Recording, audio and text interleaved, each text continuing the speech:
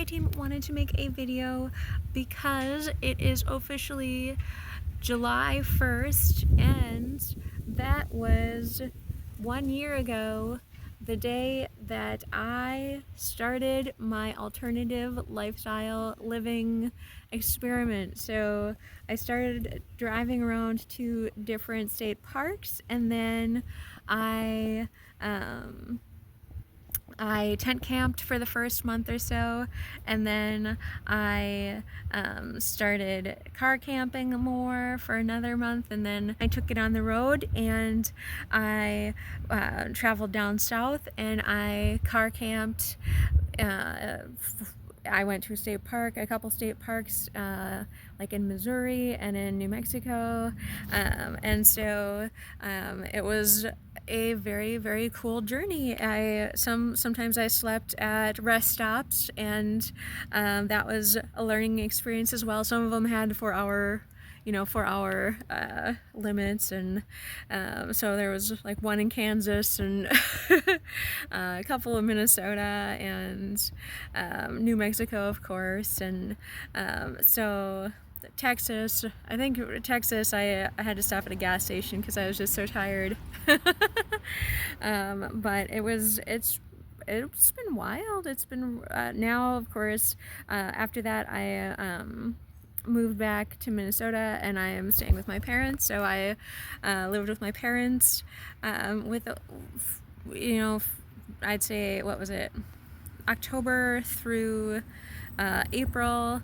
I was here. I did briefly try winter camping. It wasn't long enough, of course, but I couldn't figure out sustainable warmth and I wanted to stay safe. So I stayed at the house with my parents, and now I'm living in a tent in their backyard. So it's been a journey. It has been something else entirely, and I downsized exceptionally, and so it's all kind of, this entire year has been kind of like all of my stuff was either in the car or in storage, and I just got it all sorted, I think in early May or so, where I had my final garage sale and I said, if it's not selling here, I'm donating it. That's it. And so what I have in the tent is what I own now, minus like 4 things that are in the garage, and then whatever I kind of donated to my family cabin. So it's very much downsized, but it's been and it's been an experiment. So it has definitely been a journey. It has been a journey. You kind of learn what you can live without, and most of the stuff that I have with me a lot of the time just gets completely neglected because all you need are your toiletries, clothes, and somewhere to sleep, and so everything else is just kind of for fun. And so I have done a couple of sewing projects here and there, and used my laptop and computer. I was actually working through last September, so even when I was out car camping, I was working at like an official job.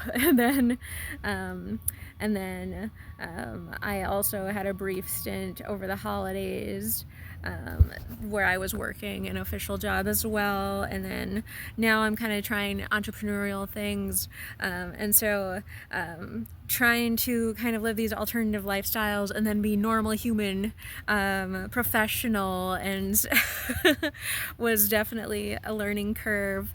Hygiene, obviously, if you're outside, out in the sun all of the time, that's kind of a factor. So a factor and a half. So it was a weird juxtaposition having to go back and forth and figuring that out and be responsible. I know one time I just did not have enough time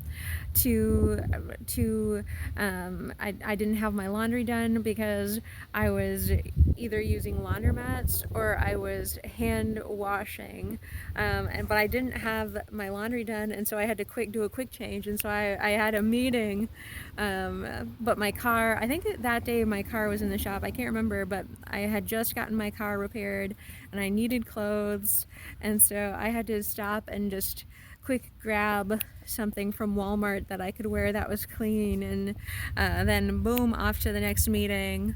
So it was definitely it was definitely something else. I'm very thankful that when I was working, it was a lot of, on my own time, and I could do it out at the state parks. I was joking, oh, I love being able to work from my hammock,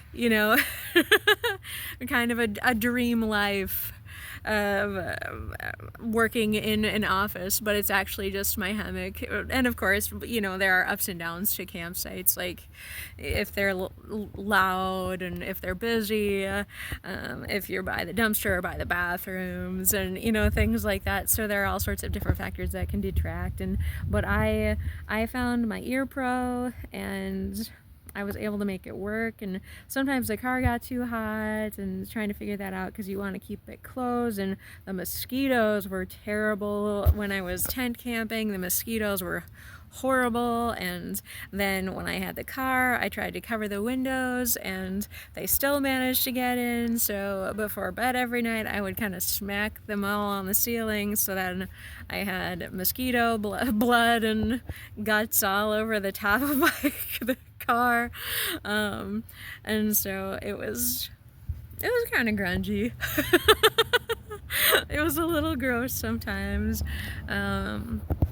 but I know one time too, I didn't have money for gas, and so I had to, and I was getting paid that day, and so I had to be mindful and really plan out where I was sleeping in juxtaposition to the office and to the paycheck and to my next meeting, because it was all in one day. And so it was it was a mess, and changing in gas station bathrooms and porta potties at state parks, and trying to get clean. And some of the state parks had showers, and those were glorious, others did not, and then you find a sink, I think there was almost an entire month where I did not have a shower, and I couldn't figure out how to work the showers at the next day park that I chose specifically because they had showers, and I couldn't figure out how to turn it on.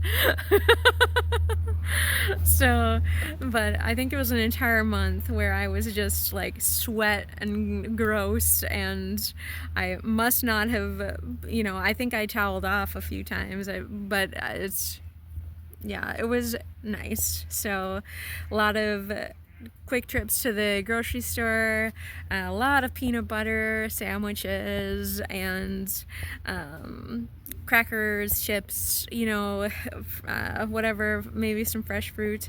I know I kept the peanut butter open probably too long, and because it was always peanut butter sandwiches, and that was kind of the food of car camping last summer, was peanut butter sandwiches. And so I kind of left the peanut butter open, and that way I wouldn't have to do the peanut butter knife, I wouldn't have to clean it. But I think we got bugs in it. So I would have to kind of pick out lumps, and then, but I never closed it. It was my fault. And so I think that was the peanut butter that I ended up donating to a squirrel before just throwing in the trash. It was so cute though to see the squirrel enjoy it. Eventually there was another squirrel too, but that was a fun campsite with the squirrels. So normally I don't feed wildlife, but I couldn't just let whatever was left in that peanut butter go to waste. So it was so cute, and then I had to pretend to be a squirrel and climb a tree, and the things you get up to when you're by yourself in the middle of the woods. But yeah, I did a lot of reading last summer. This summer I've not done nearly as much. There were a couple of weekends in the tent, and I grabbed my hammock and it was just reading, and I think I finished like 3 books in one weekend. But it's been very intermittent. Last time it was just when the sun goes down, you're in the tent so you don't get eaten by mosquitoes or mauled by the dusk. I think dusk is generally a time when animals hunt, and I don't know what it necessarily inspired me, but I was in the tent by that time, and I would just be on my phone reading my ebooks for hours and hours, and that was, I don't hate that. I love that. I love reading, but it is also very cool and very fun how much you can accomplish using your phones today. Just like, you can do so much. I was able to do a lot of work just on my phone, and then I had my phone and the hotspot, so I was able to pull up my laptop as well. So very, very cool experience. I'm glad that I did it. I do not know what my next step is. I'm still in the tent, and it's nice. I have a bed again. It's a water bed, which is non-traditional, but it is cheaper than a traditional mattress, and but you need renter's insurance in most places to have it in an apartment, which I have been in an apartment quite a bit also, so this has been nice to kind of break from apartments, and so I've had like a 405 square foot, and then I've had a 2-bedroom, 2-bath with a living room, and I had most of my stuff just in the living room with just random stuff in the other bedrooms, which was kind of fun to experiment with. I could have done more with it now that I think about it, but I was working, obviously full-time at all of the apartments that I've had, so but I did the math, and having one apartment for a year is the same, it can be approximately the same price as a new car, depending, like a cheaper new car, but still a new car. So I thought, well, if I car camp, then it'll save however much money if I were to work full-time, and then I can buy a new car, and then with the money I'm saving by not, but of course paying for state parks. State parks are actually very much cheaper than like privately owned campsites, so it is cheaper, but it's still like $700 for a month's worth of, but that's a low end rent, depending where you go, unless you get a roommate. But yeah, so it's pros and cons there, but you can still save some money doing it. But anyway, you do need to park your car somewhere, which is the downside.